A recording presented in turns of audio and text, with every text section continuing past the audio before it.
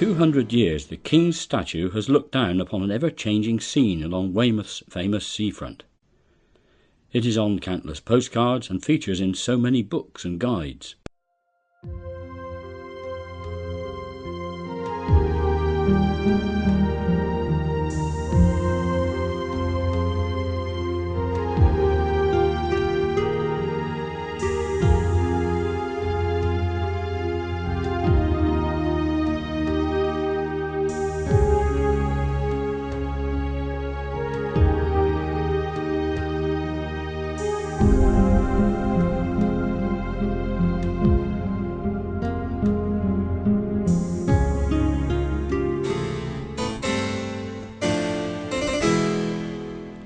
King George III first came to Weymouth in 1789.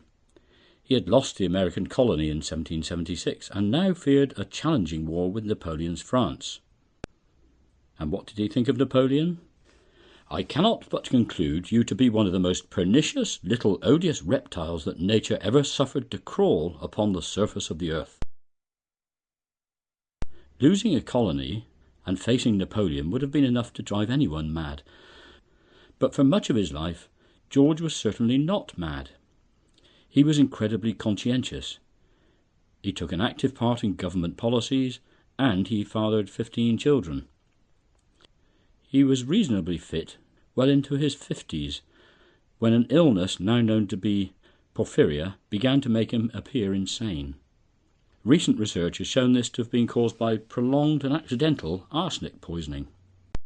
With his health starting to fail, George came to Weymouth in 1789 with his large family and entourage, the start of 14 glorious summer holidays spent here. He enjoyed visiting nearby Portland with his Queen Charlotte, and in 1800 they spent their wedding anniversary on the island. The King was highly regarded in Weymouth. In gratitude to his patronage, the town decided to commission a huge tableau statue of their monarch. This was to be made of a ceramic type material invented by one Eleanor Code of Lyme Regis. Mrs. Code had devised a remarkable formula using broken pots, crushed glass and flints blended into a ball clay. The resulting mixture could be very finely modelled, and when skillfully kiln fired, produced a ceramic which was ideal for statues and monuments.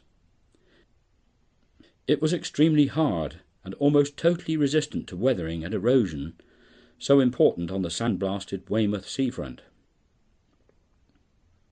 The King's effigy, more than twice life-size, that's average height me standing by him, together with the magnificent lion, the unicorn, and the paraphernalia, was brilliantly sculpted in exquisite detail, as can be seen here. The statue was cast in Code and Seeley's London studio and transported to Weymouth by ship in 1804. It was eventually erected to face the rapidly developing esplanade on the site of the old town pond, atop a huge Portland stone plinth designed by local architect James Hamilton. Princess Mary laid the foundation stone for the plinth in 1809, when corn, oil and wine were sprinkled on the mortar. The statue was unveiled a year later, 1810. The statue's natural colour was pale grey, but this was progressively overwashed with grey, black and dark green paint, all of which obscured the beauty of the moulding. No doubt this is why there were frequent calls for the whole thing to be demolished. It looked so drab.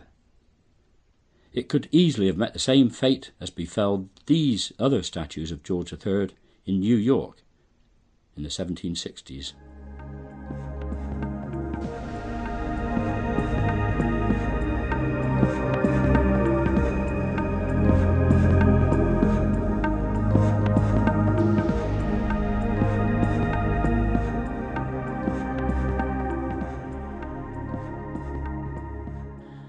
Transformation of the monotone King statue came in 1949, when sculptor Eric Morris was the first to apply heraldic colours, enabling the incredible detail of the work to be highlighted for the first time.